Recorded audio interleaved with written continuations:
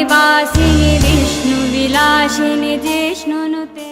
Vivek Ramaswamy is about to become pretty big in the US presidential primary elections, okay, which will happen in next year's January. And now is the time to stand up for him as Hindus, okay, because yeah, this was going to happen anyway, which is his remotely positive words for India or being a proud Hindu, remotely positive words for Narendra Modi. All these were going to be held against him, right? So those are about to start any moment. The liberals and leftists are already writing some articles about him. Some Pattharbaz journalists are also writing articles about him on America's newspapers and claiming that his Hinduness or his affection for Modi somehow should be noted by evangelicals. It's a dog whistle to evangelicals in America that, hey, check out your guy, check out the guy you all are supporting and see how anti-Christian he is, with absolutely zero basis. They claim that Christians are somehow unhappy in India, okay? But now the black conservative vote is hugely in favor of Vivek Ramaswamy. Every day I wake up and see 5 more channels have come up just to appreciate Vivek Ramaswamy. And not the Republicans, not his competitors in the Republican Party, not the Democrats are going to take this lightly at all. Black conservatives are a sudden new significant voter base that Republicans have recently gotten after many decades, and black people becoming conservatives is a huge problem for Democrats anyway, because it's their largest minority voter base. Okay, now suddenly a random new guy comes up,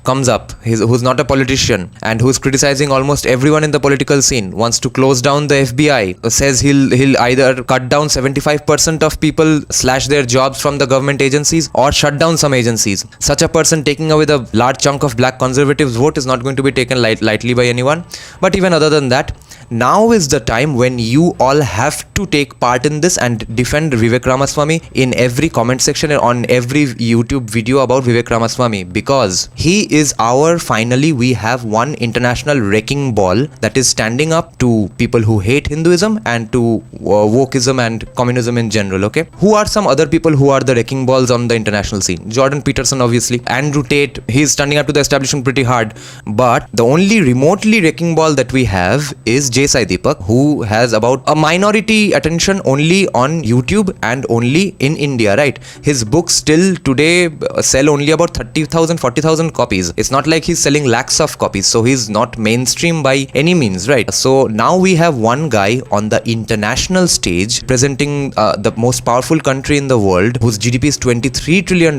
Their presidential nominee, candidate running for president, is saying he's a proud Hindu and seems to be gaining and in popularity each and every day. So now the caste question is going to come up any day now, okay? And it's coming up in many YouTube comment sections already. I haven't seen Christian conservatives bring it up. It's so far it's the liberals and leftists bringing it up in comment sections where they want to criticize him for being a Republican. There they are repeatedly and insinuating that if he comes to power in USA, he's going to bring the caste system, the Hindu caste system in USA, okay, which is a hilarious concept. And I have been going around replying to those comments saying that there is no caste system in India. Whenever there was a Varna Vyavastha, which is a division of labor that has existed in every society, every successful society in the world, and it's not like there were many job opportunities going around. And remember, even in the movie Troy, Brad Pitt says in one scene that a kid asks him, why are you a warrior? Why don't you do something else? Achilles, Brad Pitt's character, he says that I have no other choice.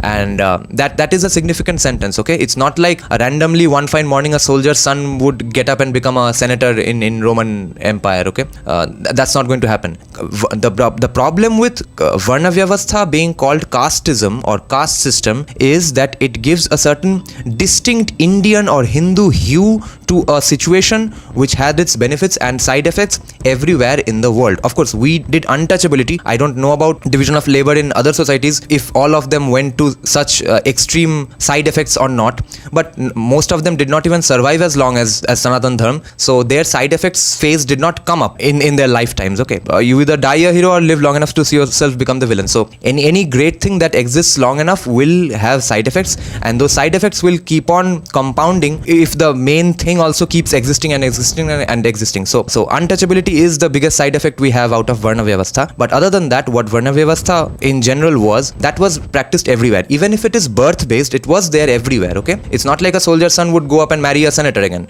okay? Or a soldier's daughter would not marry a lowly street vendor in Roman Empire. All those things were everywhere. Now, y'all will have to argue these things because he is our Hindu wrecking ball in front of the woke establishment. And you have to explain to these people why Hinduism does not mean casteism, Hinduism does not mean evil untouchability, and wherever there was Varna Vyavastha or the evil side effects of Varna Vyavastha, there were equal numbers of people in different regions of Bharat who were devout Hindus themselves who were speaking out against the evils and the side effects of Varna Vyavastha, and you have to do that. Otherwise, this chance is not going to come back anytime soon. And if if a large chunk of Indians support him, just because of algorithms, his face is going to show up everywhere on YouTube anyway. But I hope you all do that. I hope you all take part in defending Vivek Ramaswamy, because imagine if he was from some other community, okay? Imagine the happiness they would share. And people keep telling me that why are you so interested in his work? Why are you interested in USA?